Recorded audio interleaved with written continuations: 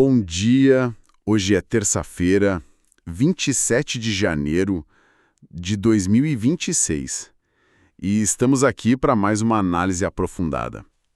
Nossa missão hoje é clara: montar um relatório estratégico pré-mercado com foco total no dólar futuro, o WDO.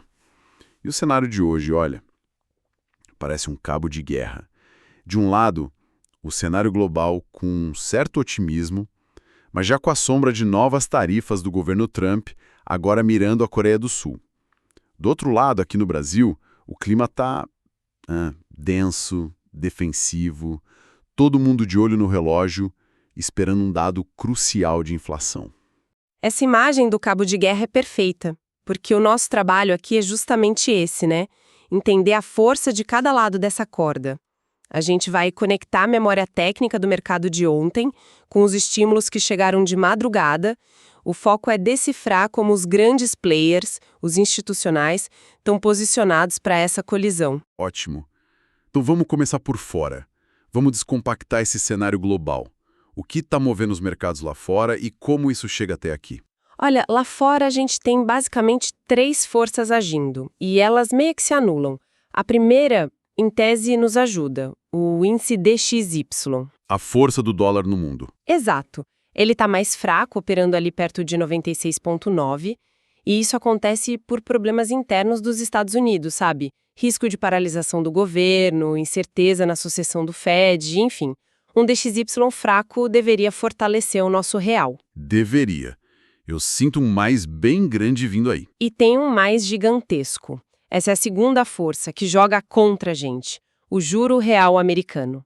A taxa do título de 10 anos está estável, perto de 4,22%, mas o juro real, se a gente descontar a inflação, está em 1,95%. Isso é muito alto. Funciona como um ímã para o capital global.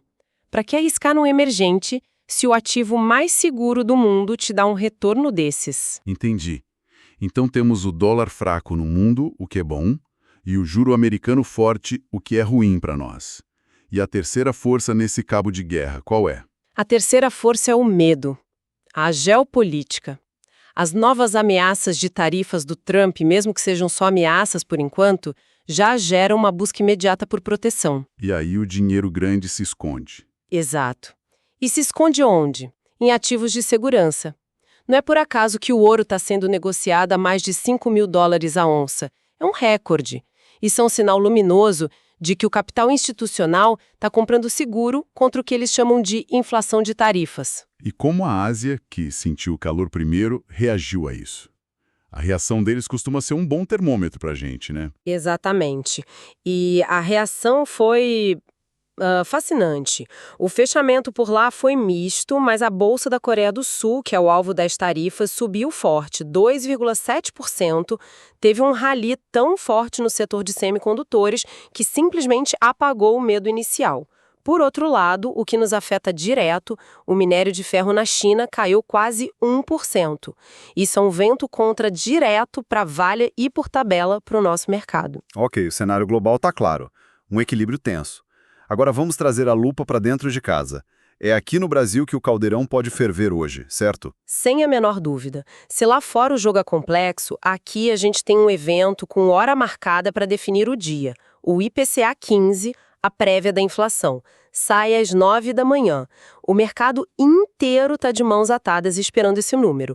O consenso, a expectativa geral é de uma alta de 0,22%. E o que acontece se vier diferente? Qual o impacto direto no dólar? Se vier acima, digamos, 0,25%, 0,26%, é ruim. O mercado vai na hora reprecificar a curva de juros, exigindo taxas mais altas, e isso estressa o câmbio. O dólar tende a subir. Agora, se vier em linha, ou no cenário dos sonhos, abaixo de 0,22%, isso alivia a pressão sobre o Banco Central e dá força para o real. Seria o combustível que o mercado precisa para vender dólar. E falando em Banco Central, hoje também começa a reunião do Copom. A expectativa é de manutenção da Selic em 15%, certo? Mas com o risco fiscal piorando tanto, o comunicado não pode vir mais duro. Excelente ponto, sim. A manutenção da taxa é consenso. Mas o diabo mora nos detalhes, e o detalhe aqui é o comunicado. É justamente a nossa Selic de 15% que ancora a tese Do carry trade. Exato. O gringo pega dinheiro barato lá fora e aplica aqui para ganhar essa diferença. Esse fluxo de dólar é o que segura o câmbio, apesar de todo o resto. Se o comunicado do Copom for mais duro, ele reforça essa âncora. Se for mais brando, aí complica. E o todo o resto que você mencionou é o risco fiscal e político. Um fantasma que nunca vai embora. E que está cada vez mais barulhento. A percepção de risco aumentou. As projeções para a dívida pública pioraram. Tem casa falando em quase 97% do PIB até 2034. E some a isso os ruídos recentes, como a tentativa de indicar Guido Mantega para cargos em estatais. Mesmo que tenha sido revertida, arranha confiança. O investidor fica com o pé atrás. Certo. E, para complicar, tem a divergência das commodities. Minério para baixo, petróleo para cima. O que isso nos diz sobre a cabeça do investidor estrangeiro? Isso mostra algo fundamental. O gringo não está simplesmente saindo do Brasil. Ele está rotacionando dentro do Brasil. O minério em queda pressiona a Vale, claro, mas o petróleo está firme. A prova é que a ADR da Petrobras subiu mais de 2% ontem à noite em Nova York. É um sinal claro de fluxo. Saindo de mineração, que depende da China, e migrando para energia, buscando os dividendos da Petrobras. É uma troca de posições. Tudo isso que a gente falou é o porquê do mercado estar tão tenso. Mas a parte que eu acho mais fascinante é o onde.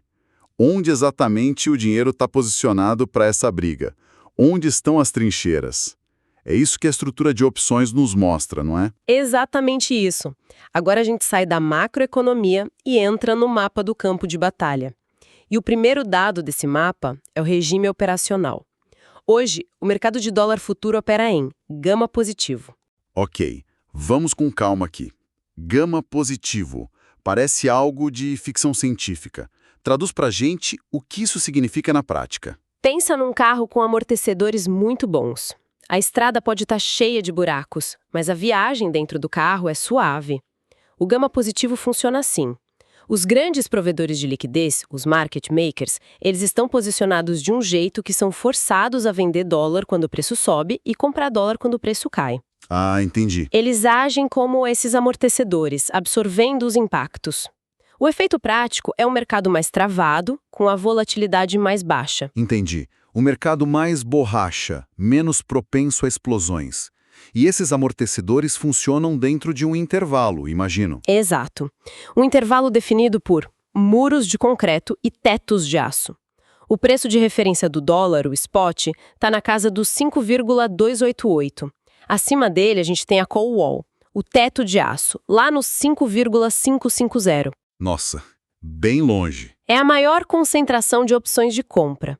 Para passar dali, precisa de uma força absurda. E embaixo, a gente tem o contraponto, a put wall, o piso de concreto nos 5.250. É a maior concentração de opções de venda, o suporte mais forte. Certo. Então temos um piso e um teto bem claros. Mas você já me falou que entre esses muros tem um ponto ainda mais perigoso, uma linha no chão que não se pode cruzar. Sim. É o que a gente chama de gamma flip, a fronteira do caos. Hoje, ela está localizada nos 5.225. Pensa no gamma flip como o centro de gravidade de um equilibrista na corda bamba.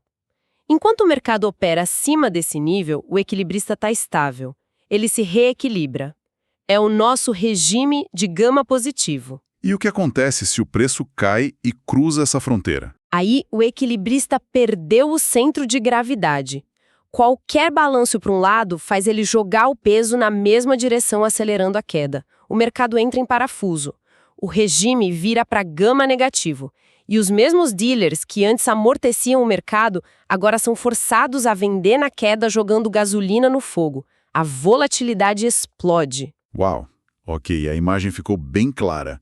Você também mencionou outros nomes estranhos. Vana e Charm.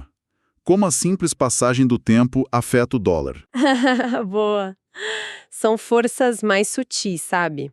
De fundo. Pensa nas opções como um seguro de carro. Todo dia que passa sem que você bata o carro, o seguro perde um pouquinho de valor. Isso é o charme, o efeito do tempo. Já a Havana tem a ver com a calmaria na estrada. Se a previsão é de pouco trânsito, ou seja, baixa volatilidade, o preço do seguro também cai. Hoje, tanto o relógio do charme quanto a calmaria da Havana estão de leve empurrando o dólar para baixo. É uma brisa, mas ela está lá. Fantástico. Então, juntando tudo isso, os amortecedores do gama positivo, os muros, a fronteira do caos e essa brisa de fundo, qual é o mapa operacional para hoje? Qual é a tendência mais provável? O mapa que essa estrutura nos dá é o seguinte: a probabilidade maior, algo em torno de 60% a 70%, é de um dia de consolidação, de lateralização. O mercado tende a ficar preso nesse regime de amortecimento. O viés macro, por conta do DXY fraco e do nosso juro alto, é marginalmente baixista para o dólar, ou seja, de valorização do real. Contudo, e isso é crucial, o IPCA 15 às 9 da manhã é o evento que pode rasgar esse mapa. Com base na volatilidade que as opções estão precificando, o intervalo estatístico mais provável para hoje fica entre 5.247 no piso e 5.330 no teto. Perfeito. Com essa análise toda do campo de batalha, vamos desenhar os cenários possíveis. O que a gente precisa observar para saber qual deles está se tornando realidade? Claro. Podemos traçar 3 cenários, no formato se então. O cenário 1, o mais provável, é o da lateralização defensiva. Se os dados macro, tanto o nosso IPCA 15 quanto o relatório de emprego ADP nos Estados Unidos, vierem dentro do esperado, sem surpresas, então o dólar futuro deve ficar ali sambando entre o suporte dos 5,27 e a resistência dos 5,29. E qual seria o cenário otimista para o real, onde o dólar cai? Esse é o cenário 2, o alternativo de valorização do real.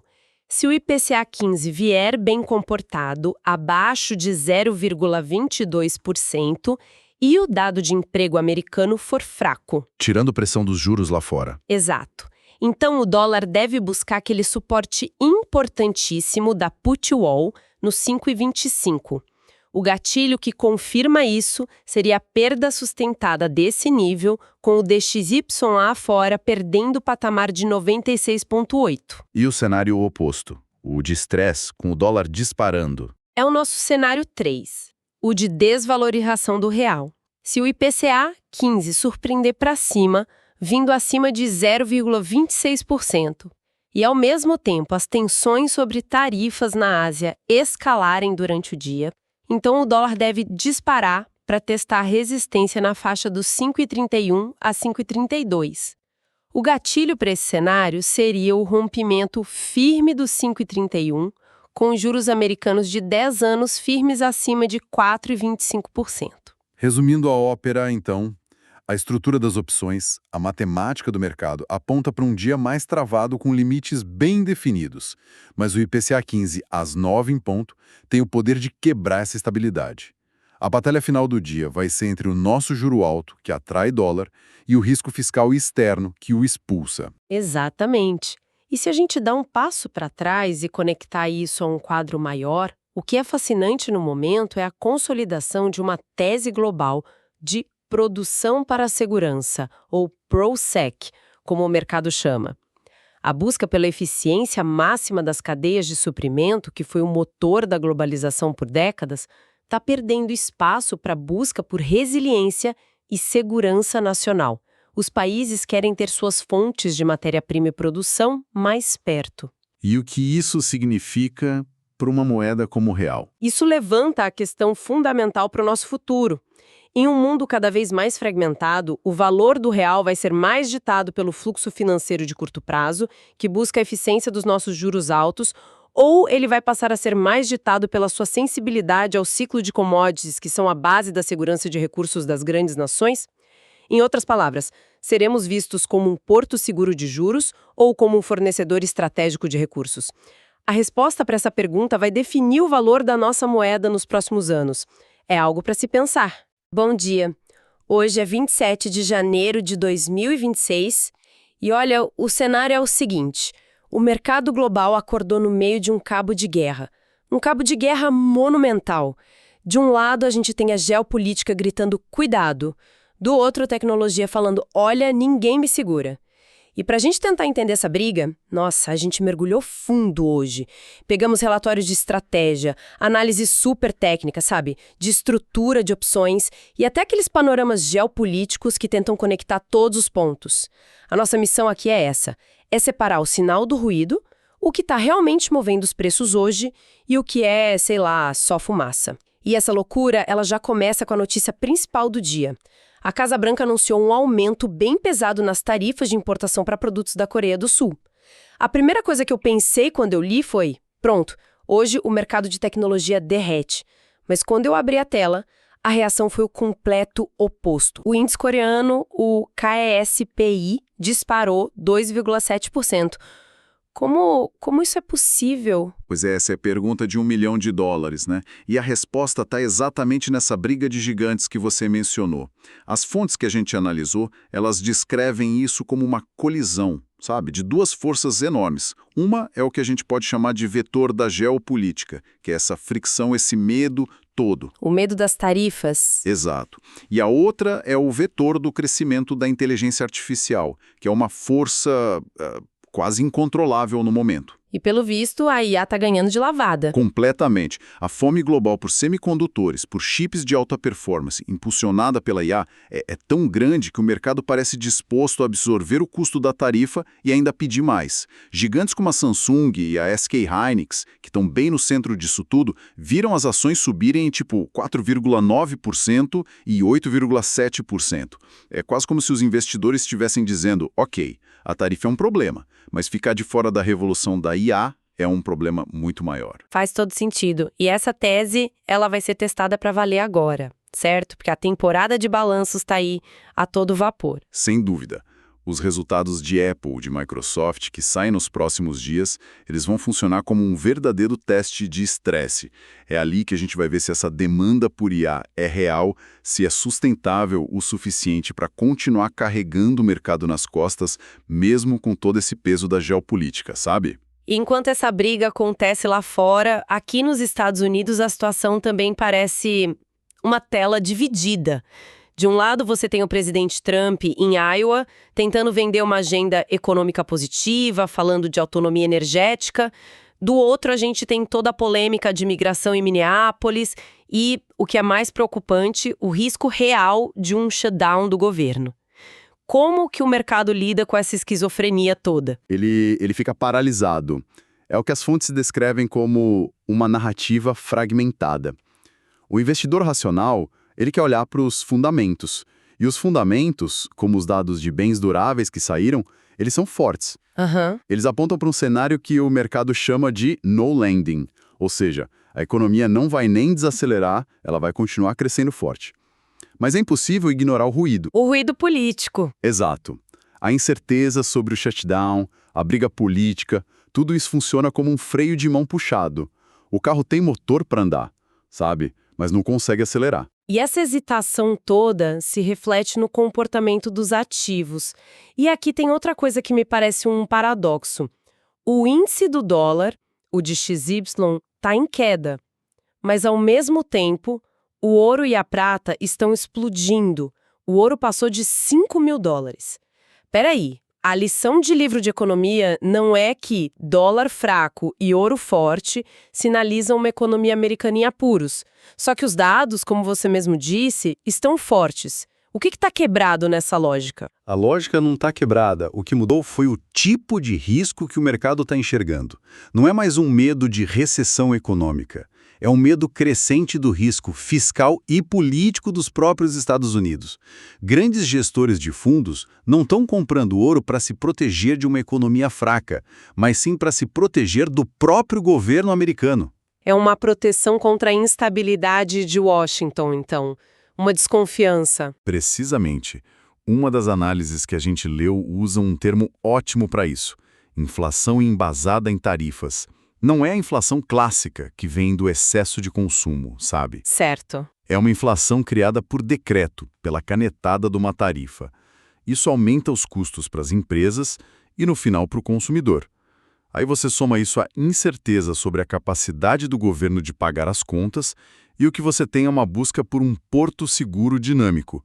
O capital está fugindo do dólar não porque a economia dos Estados Unidos vai mal, mas porque a confiança no sistema político e fiscal está diminuindo. E aí, claro, os metais preciosos viram um refúgio natural. Ok, então esse é o cabo de guerra global. Agora, vamos trazer a conversa para cá. Vamos ver como o Brasil está jogando essa partida.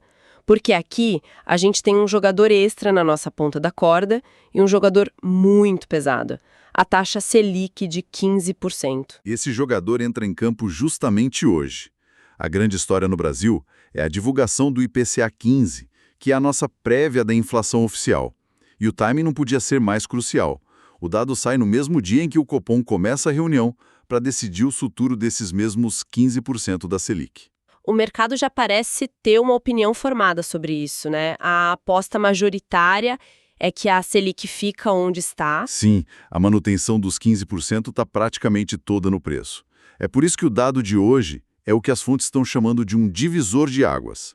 O consenso do mercado é que a inflação venha em 0,22%.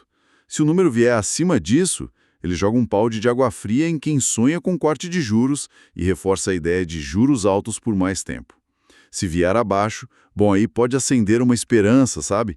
E começar a mudar as expectativas. Mas aí a gente volta para outra questão que parece um paradoxo. Juros de 15% não deveriam ser um veneno para a Bolsa. Em teoria, todo mundo deveria vender ações e correr para a renda fixa. Só que o Bovespa continua lá, firme. Essa resiliência, ela se apoia em dois pilares bem fortes. O primeiro é uma questão de preço, o que o mercado chama de assimetria de valuation. Basicamente, as ações brasileiras estão baratas. Baratas como?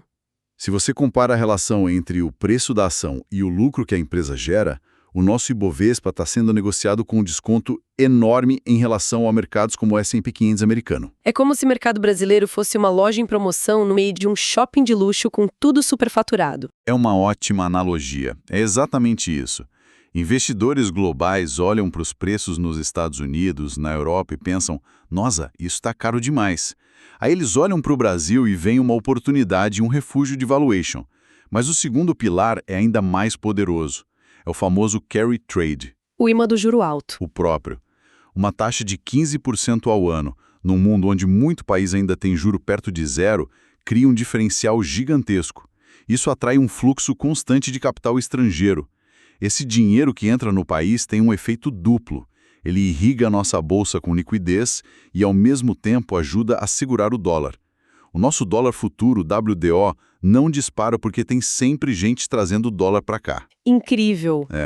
O Brasil virou aquela conta de poupança com rendimento altíssimo que todo mundo no mundo está procurando. Certo, então o cenário macro tá claro. Juros altos segurando o Brasil e segurando a tecnologia lá fora. Mas isso é o que a gente vê na superfície, né? No gráfico. A pergunta que as fontes fazem e que eu achei fascinante é: o que está acontecendo na casa de máquinas do mercado? Essa estrutura que segura os preços é sólida ou pode quebrar? Essa é a chave. E para entender isso, a gente precisa olhar para uma camada mais profunda, para a mecânica interna do mercado. A filosofia por trás dessa análise é até que simples. O mercado não é aleatório. Ele é uma estrutura com pontos de equilíbrio e esses pontos são fortemente influenciados pelos market makers, os dealers. Que são os grandes bancos e corretoras, certo? Exato. São as instituições que vendem opções para os clientes. E ao fazer isso, eles assumem um risco. Para neutralizar esse risco, eles são forçados a comprar ou vender o ativo no mercado futuro, seja o dólar, o índice. O que essa análise técnica faz é mapear exatamente onde estão essas obrigações. É como ter um raio-x da estrutura invisível do mercado. E essa estrutura tem uns nomes, né? Call wall, put wall, gama. Parece complicado, mas vamos tentar simplificar. Vamos lá. Pensa no mercado hoje operando num regime que a gente chama de gama positivo. Imagina que isso são os amortecedores de um carro numa estrada cheia de buraco. Ok. Enquanto a gente estiver nesse regime, os market makers são forçados a suavizar os solavancos.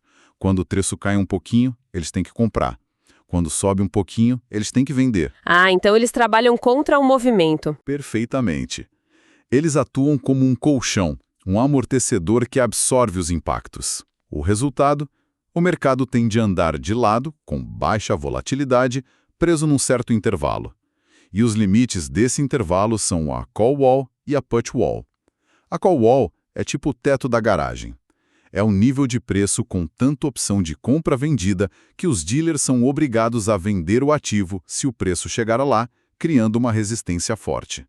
A put wall é o oposto, é o piso da garagem, um suporte muito forte. Entendi a ideia dos amortecedores. Mas todo amortecedor tem um limite. Onde é que está o perigo? O perigo tem nome: Gamma Flip. Esse é o ponto crítico. É como se os amortecedores do carro quebrassem de repente. Se o preço do ativo cair e cruzar esse nível do Gamma Flip, o comportamento dos dealers se inverte completamente. Em vez de comprar na queda para suavizar, eles são forçados a vender na queda para se proteger. E aí... Eles deixam de ser o freio e viram o acelerador. Exatamente. Virou o acelerador da queda, causando uma explosão de volatilidade. Ok, a teoria ficou clara. Então esses níveis são tipo um campo de força? E hoje, onde exatamente estão os limites desse campo de força para o dólar e para o mercado americano? A gente está perto de tocar neles? Vamos para a prática, para os números de agora. Para o dólar futuro, o WDO, que está sendo negociado aí por volta de 5.288, o grande suporte, a put wall, está em 5.250. É uma defesa bem robusta. E o ponto de perigo, o Gamma Flip, está lá embaixo, em 5.225. Isso significa que, para o dólar, os amortecedores estão funcionando bem e tem muito espaço antes do perigo. A estrutura sinaliza estabilidade. E para o mercado americano, para o S&P 500? Para o futuro do S&P 500, o teto, a call wall, está no nível de 7.000 pontos. É uma resistência importante. E o ponto do apertem os cintos, o Gamma Flip, está em 6.925. A conclusão é que a estrutura interna, tanto aqui quanto lá fora, sugere um dia de negociação mais travado, sabe? Dentro desses limites. A menos, claro, que um daqueles eventos macro que a gente falou, o IPCA 15 aqui, ou um discurso mais forte do Trump lá, tenha força suficiente para quebrar essa engrenagem. Certo. Então, resumindo a nossa análise de hoje. A gente tem essa tensão global com as tarifas, mas a história da IA é tão forte que está, de certa forma, blindando o setor de tecnologia. Aqui no Brasil, todo mundo de olho no IPCA 15, mas a nossa Super Selic funciona como uma rede de segurança.